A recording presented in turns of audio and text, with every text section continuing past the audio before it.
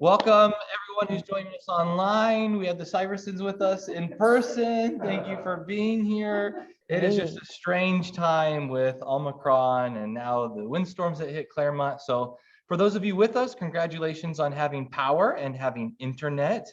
We are excited today because we have our conference minister, and you are technically an interim, correct, Kris? Well, they're calling me acting. which is better than calling me acting out. That is true. Yeah. That's not out of the realm of possibilities, though, It's right? the morning is young. Okay. Well, great. We have our acting conference minister, Kris Bergstrom, with us. And, it's true of a lot of progressive churches that when people are looking for inclusive environments to worship, they attend churches without having any idea of the denominational structure of that congregation. And so I think a lot of people who become members of Claremont United Church of Christ don't know a lot about what the United Church of Christ is. And Syversons, I know that you have a lot of background in the United Church of Christ. That's kind of the history of your worship attendance, but a lot of people are coming from so many different backgrounds. And so a lot of times when we're at our adult education sessions, people who are brainstorming what they want to hear about, so often we hear, I just want to know a little bit more about the United Church of Christ. What's its history? Where are we going? What are we about? Why are we part of this denomination? Right. And it is a very, very interesting history. And so who better to tell us a little bit more than our conference minister? And if you don't know what that is, that is kind of, you're going to share, I'm sure, but just kind of the polity or the governance structure of our denomination includes dividing up regions into conference. And so for the Southern California, Nevada region, Kris is our conference minister. So I'm going to turn it over to you, Kris. We're grateful for you being with us today. Well, and I'm so happy to be with you. And I'm grateful for the Zoom opportunity because I'm in Santa Barbara. And as I'll tell you a little more in a minute, our conference is in a transition, and so we're very low on staff. And so it's been determined that I should do everything remotely so that I don't get sick, because if I got sick, you might just only see Virginia, and she's already very busy and the brains of the outfit. So thanks for making this opportunity available. And, what I want to share a little this morning really is just an overview of kind of who we are and how we got to where we are and where we think we're going. But I also welcome and invite your questions and your comments. So the family who happens to be in person there, and you've been a part of the UCC for 40 years or whatever, feel free to, check my thinking on this. But I'm Kris, and I live in Santa Barbara. I went into ministry as a second career. I was in education for 35 years. And I was at the local schools and then district and county, and then taught at the university and trained teachers and teacher leaders and school boards. And then made my way, merged into ministry. And I was the first person in the Southern California, Nevada conference to become ordained through an alternative path.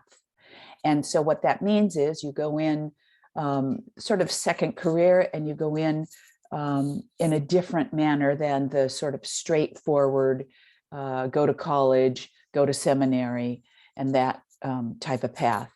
And I can assure you that the alternative path was not less than my experience to become ordained was a 7-year experience. And that was after I already had 2 advanced degrees. So I feel like I was really called to this work for a long time, and I'm grateful for the chance to be serving now. I was a pastor of a beautiful, thriving church in Ventura, and I retired, and then I was called out of retirement to serve the conference during this time of big transition, where we've had a complete overhaul in staff, and we are revisioning and preparing for a new conference minister. And for those of you who don't know, and as Jacob shared, we have a national setting for our denomination, and they are not the typical church headquarters, right? So in other denominations, the national headquarters dictates everything that happens. It dictates how people are hired. It dictates beliefs and creeds. It dictates logistics and protocols. Our national setting is more support and guidance as opposed to giving orders from headquarters. And then, as Jacob said, we're broken into regional spaces called conferences. And we're in the Southern California, Nevada conference. And so typically a conference has a conference minister and some associate conference ministers to do their work. And then the next region below the conference is the association. And we have 4 associations in our conference, and those are smaller regions: northern, southern, right, eastern, and central. And for example, the Northern Association serves our friends in Paso Robles and Atascadero and Bakersfield, and obviously Southern is down in, you know, the San Diego area.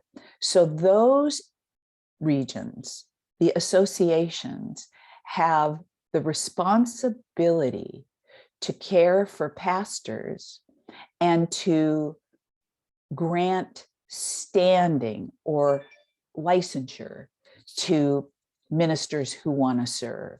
So the national headquarters doesn't determine who gets to be a minister in the United Church of Christ. The associations do.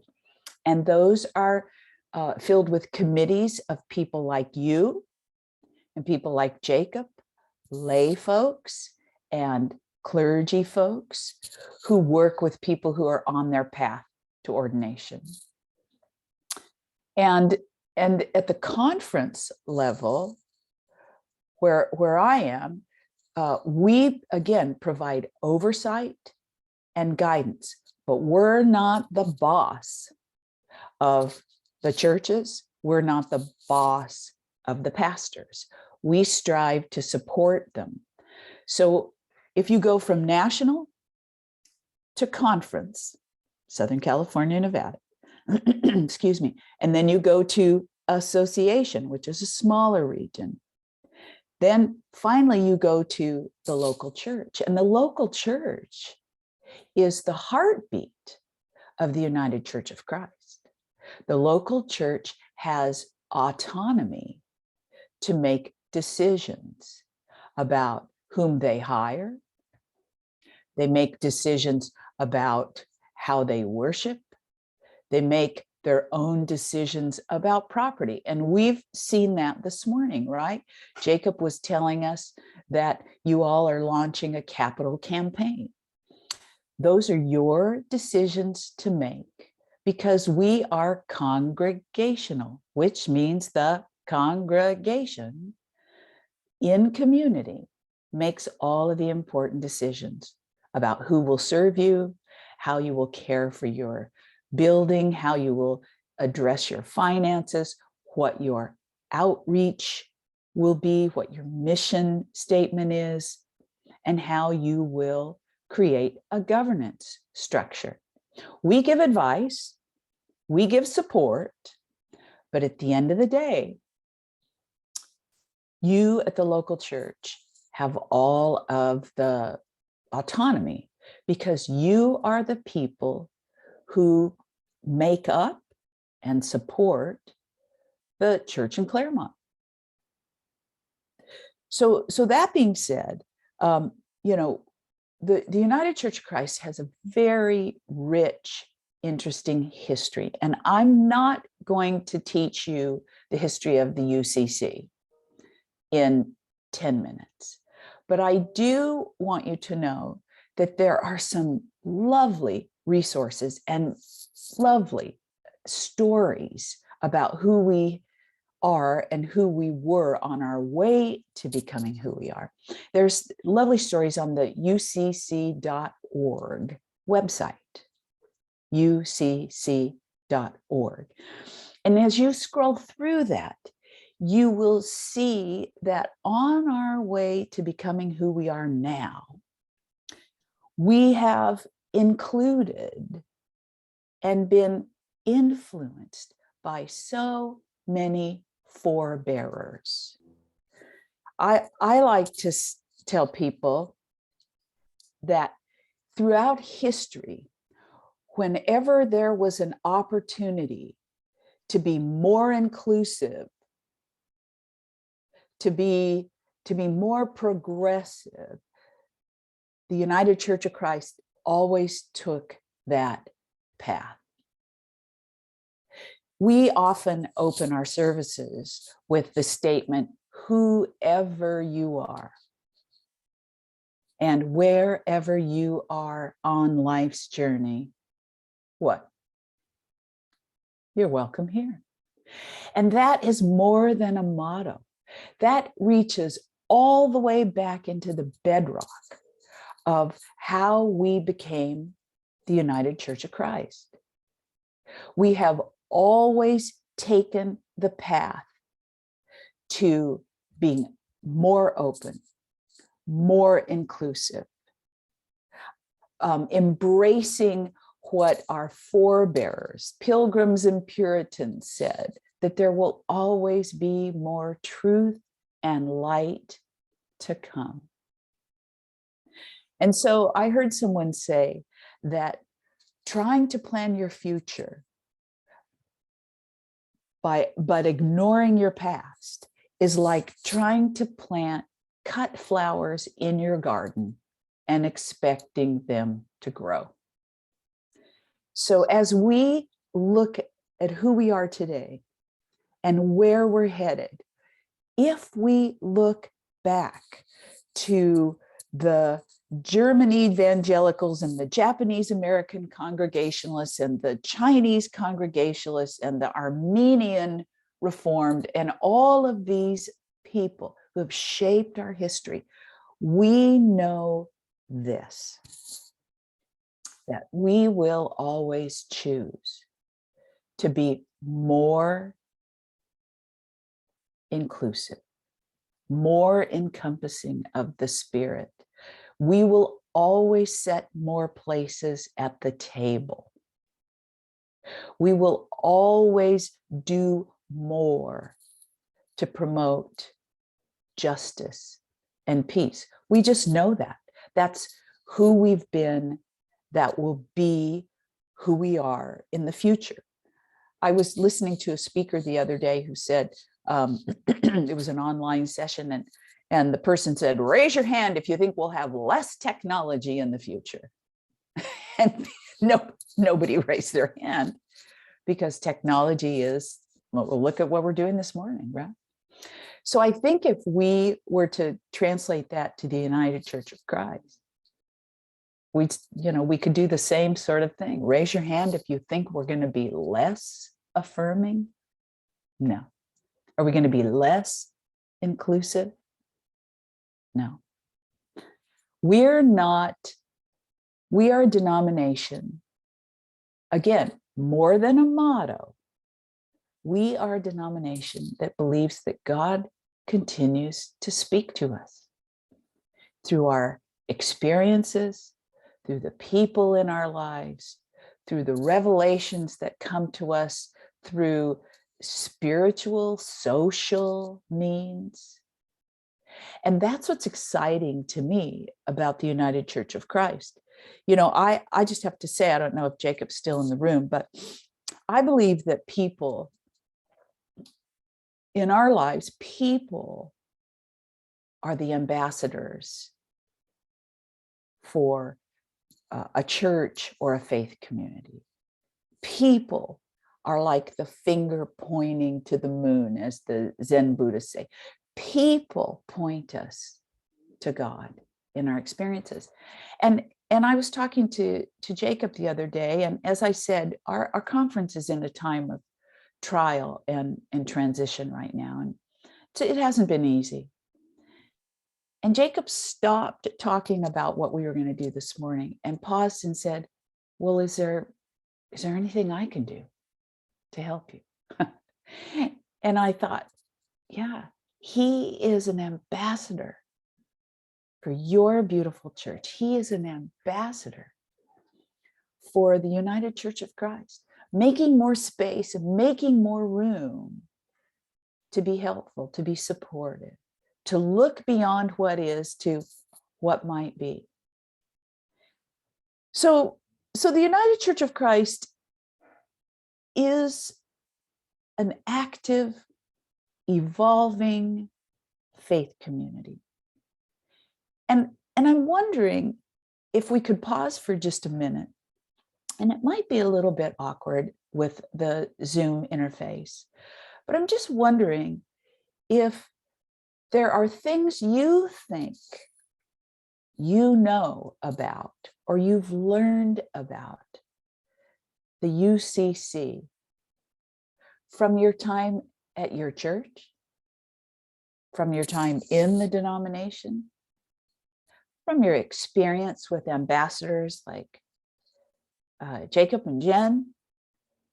What are some of the things you've learned based on your experience?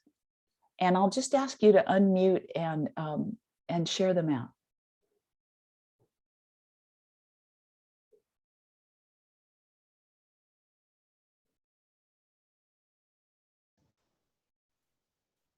Looks like Carol Lee's gonna, oh, go ahead, Sandy, and then Carol Lee will follow up. Okay. Hi. Hi. Nice to meet you. Nice to meet you.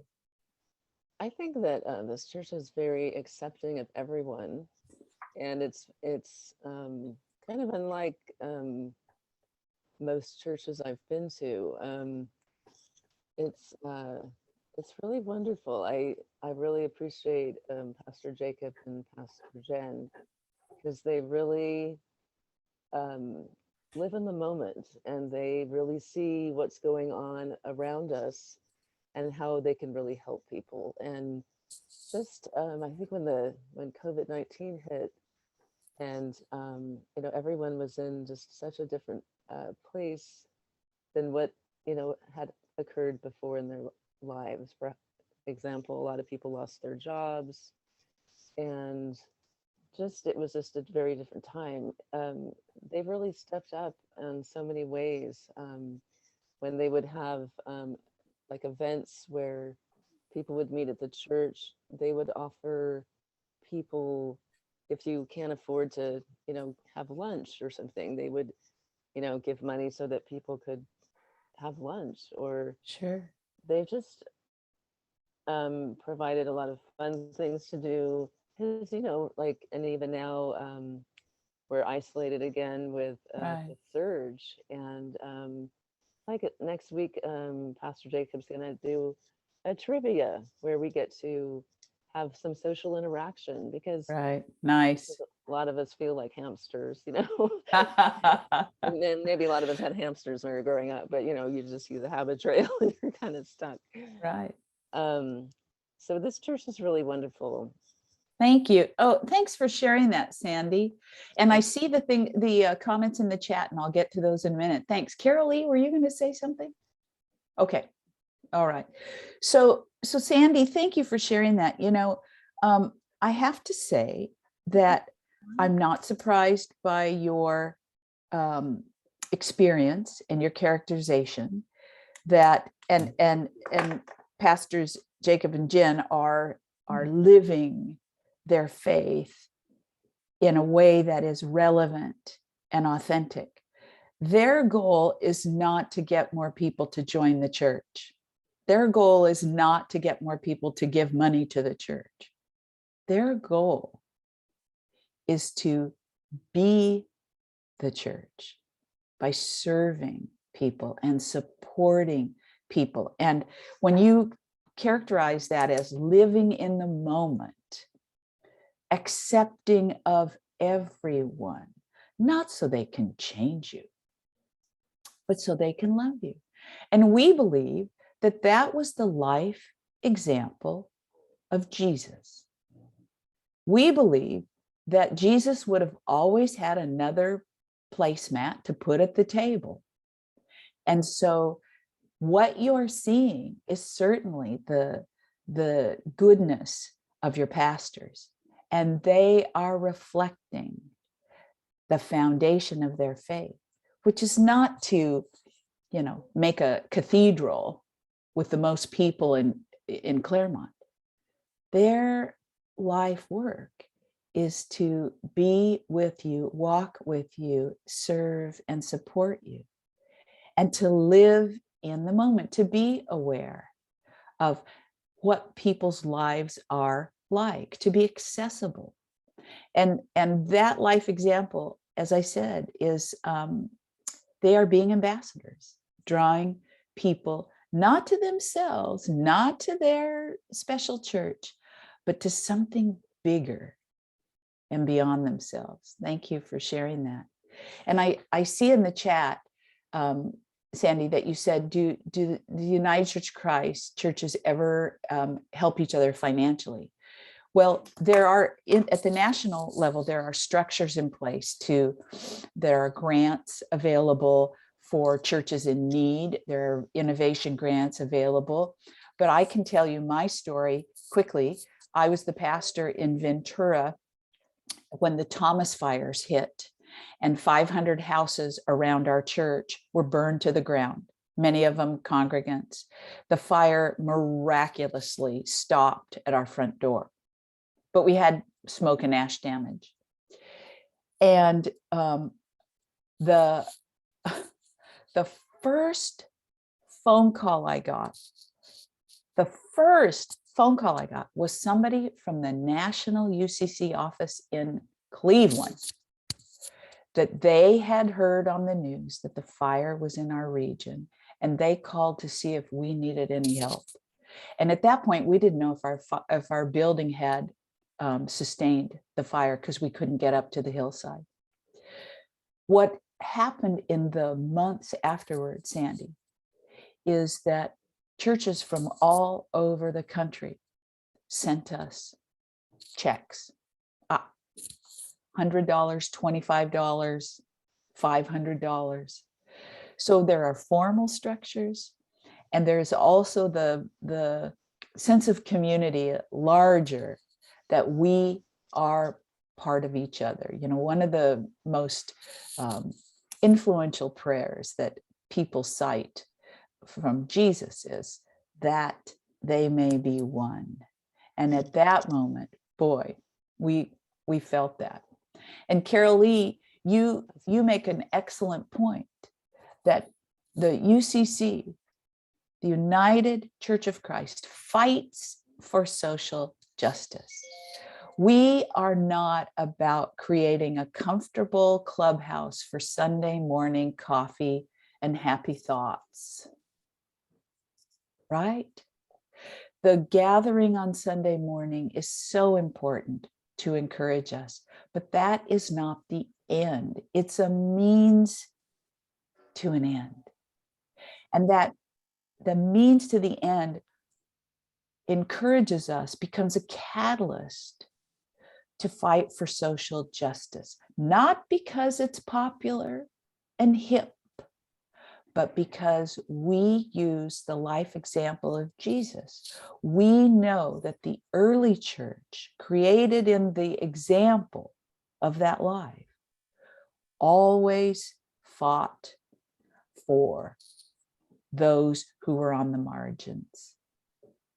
And they were listed in the ancient scriptures, they were listed in the Hebrew scriptures, and they are in our hearts today. Those who are oppressed, and those who are poor, and those who have been denied a seat at the table. And so this all ties together to our history and informs our future. Thanks for those comments. Any other comments or questions related to that? Yes, Mel, good morning. Good morning, and thank you for a wonderful session. Oh, And, my pleasure. One of the things I've enjoyed being part of the United Church of Christ is that we are not doctrinaire about our scriptural interpretations. Right. And this gets us in trouble with some of our friends, but it's it's always refreshing to know that Jesus's Bible, the Old Testament, he didn't have any New Testament. Right, He just had the Old Testament. right, And then the interpretations of the writers of the New Testament. right. These are subject to a great deal of interpretation over time Right. and today. And we really have, in the good Jewish tradition, debate about the meaning. The idea that we're all supposed to have the same idea about the meaning of Scripture is completely bonkers. Jesus never would have thought that.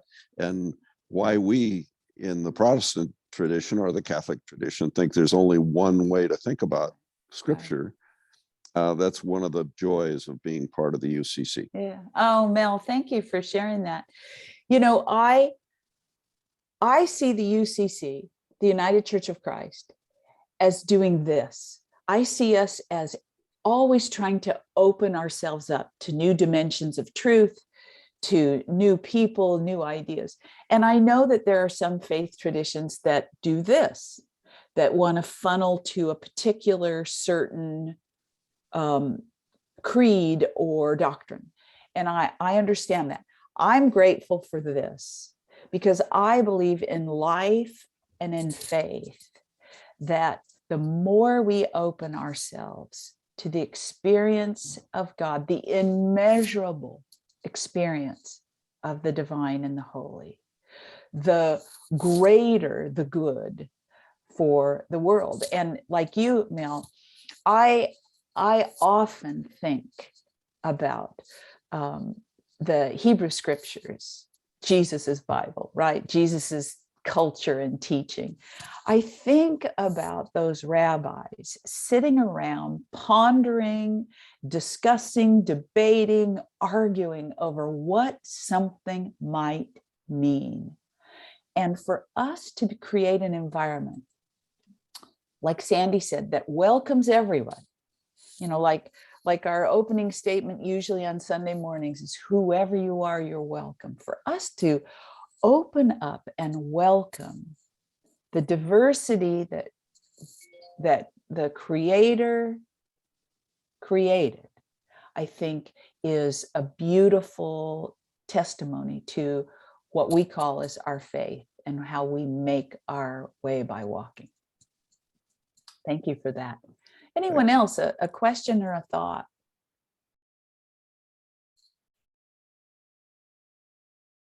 Yeah, and feel free to put something in the chat if you'd like. You know, there's a little tiny book that is that we've used in the United Church of Christ called the Vital Themes of Our Faith. What matters, what really matters. And I'm wondering if you were to write your own little book on what really matters from your standpoint. What would be the 5 or 6 things that you would say if you were creating a brochure, not just for your church, but the United Church of Christ or any church? What would you say really matters most for a church?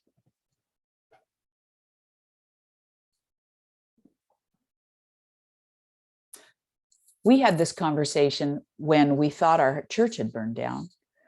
The leadership met for coffee 5 miles away because we couldn't get to our church. And we said, well, if we've lost everything, what are the essentials as we rebuild? What really matters? Someone else has something to add? Yeah, hi. Can you hear me? I can. Hi, thank you. I wanted to say this earlier, but it falls into what you're asking right now is I am new to this particular church, but not new to UCC. And I see us as really being in service to others, in service to the community. In our last church and in this church, I see that there are always things going on with respect to feeding the hungry. We were very involved with Habitat for Humanity in our former church in Wisconsin. Mhm. So service, I certainly see that as service to the community, service to the world, service to our planet, service to each other. I feel like that's been such an important part of what we've experienced. Oh, thank you. And tell me your name. Diana Syverson. Diana, thank you for sharing that. And I think people would agree with you, as evidenced by the priorities of your church. And excuse me, Diana, the interesting question is, what is the why behind service? Why is service so important? You know, there's a real interesting social psychologist named Simon Sinek, and he says the why is so much more important than the what. So why are you dedicated to service? Well, it goes back to what you believe God calls us to do. We read story after story about how Jesus interfaced with people, right? And Jesus didn't sit on a chair away from people, elevated to be served.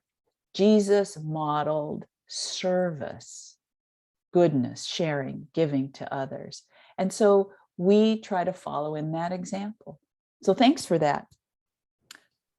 There's another note in the chat. We have a prayer circle and we offer prayers to others, including people, family members, and send cards. So thank you for sharing that, Sandy. That is such an important outreach to, and some people feel a little squiggly about when people say, oh, well, we're praying for you, right? Because I think some people think, oh man, they're trying to change me. Oh, they're trying to convert me. Oh, they just want me to come to their church and give them money.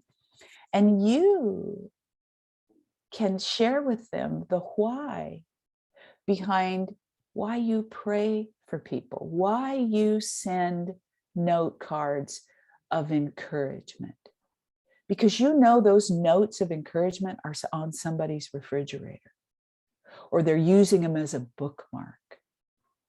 Because, to care is to do. And so your outreach isn't to change anybody or to grow your church. It's to provide them the invitation into a community that will care about them, walk with them, and serve them. It's a great ministry, Sandy. And Mel, justice is caring for the least among us, saving God's creation, reducing pain in our community, being the spirit, being the light and life of Jesus today. We've heard that Christ has no body now but ours, no hands or feet but ours, to do good in the world. We are those hands and feet. That's the why behind the many kindnesses and outreach that you share. Oh, those are great ideas. What else? Anything else that would be a vital, essential for a church besides praying, serving others, making tangible your commitments?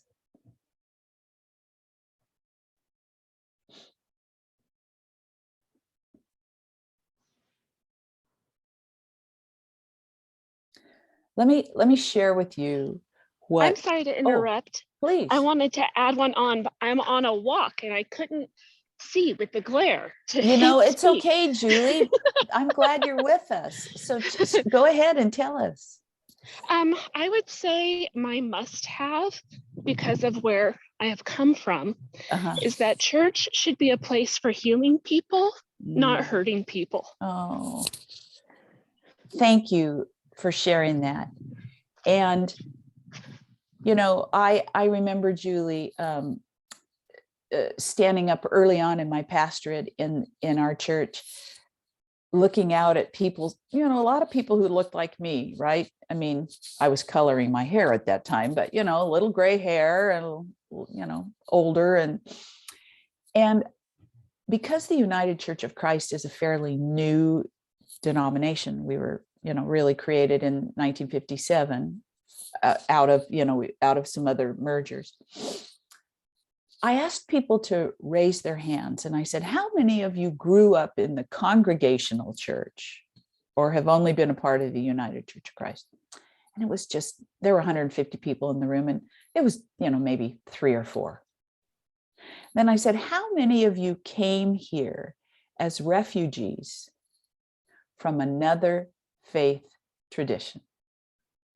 And boy, the hands went up, and there were plenty of giggles and moans and groans.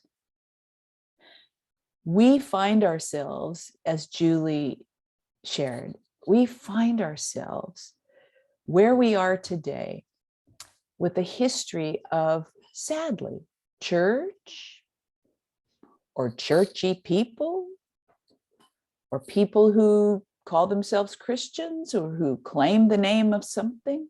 We find ourselves in today's moment with so many experiences of being ignored or minimized or judged, or worse, really significantly hurt with emotional and spiritual scars. And you talk to a person of color, you talk to a person who identifies on the LGBTQ continuum, you talk to anybody who, for whatever reason, either didn't feel like they fit in or were told they didn't fit in. And that's what we carry into our next church experience, hoping and praying that we are greeted with opportunities to heal. And that role of the church carries with it such a huge responsibility. Again, Sandy, earlier you said your pastors are in the moment. And what that means is they're like chaplains. They are with people. They are present. They are aware of what comes as our baggage and our scars. They are aware that today they are talking to people who have an uncertain future because of the pandemic, because of their jobs, because of the, cost of housing, because, it's all there. And that speaks to the authentic, personalized approach to being with people. And I look back at the life example of Jesus. He was present with people. And that's our call. That's our call. Before we replant trees, which is important, before we fortify our building, which is important, before we plan another potluck, we're called to walk with and be with people and to be the light and the love of God in this world. Thanks for that, Julie. Another comment? Yes, Hi. my name is Lynn. Hi, Lynn. I think of 2 ideas, 2 possibilities. Our actions can be a witness in the public realm, so that people can see other kinds of activities happening beyond what they hear on the news that they might not be interested in. So the actions could actually be encouraging to just know that there is good news happening. And that's kind of a balance to what's going on from churches or from politicians or whoever they're hearing about on the news. And then my second one is our simply being or our actions sometimes remind people of God. Because they're Or going, not. doing their daily routines Right. and seeing someone or a group of people involved in some kind of action, Right. Oh, thank you for that. protest or anything like that, then they're reminded, well, these are people who probably are believers in something, and I've kind of missed that in my life. Yeah. Thank you for that. You know, I am so grateful for you bringing that up, because that's kind of why we're having this conversation this morning, right? There are different pushes and pulls in the world. And we are pushed away or repelled by certain things, and we are pulled or drawn near by other things. And what you're saying is your behaviors,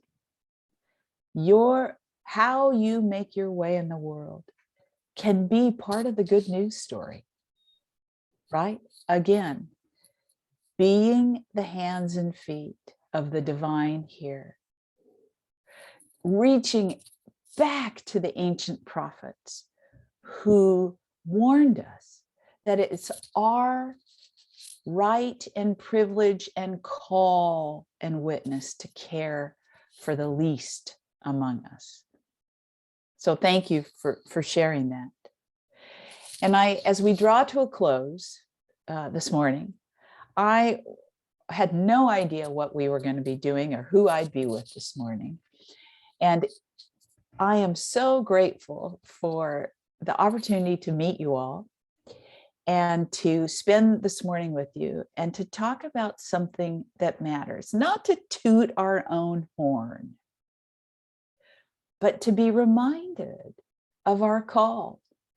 You know, we believe in the priesthood of all believers, and we're not really very priesty people, but what that means is we all have an opportunity to make a difference. And it sounds like you are doing that. I'm grateful that you have found the Claremont Church, and that I'm grateful that Jacob and Jen are with you and doing good work with you. And I hope that I get to meet you in person someday in the future. So thank you all for this morning. I'll give you a few minutes to refill your coffee or powder your nose before church starts. And thank you for giving me the opportunity to speak with you this morning. Goodbye, all. Stay healthy and stay well. Bye-bye. Thank you so much. Oh, you're welcome. Thank you for being with us this morning. Of course.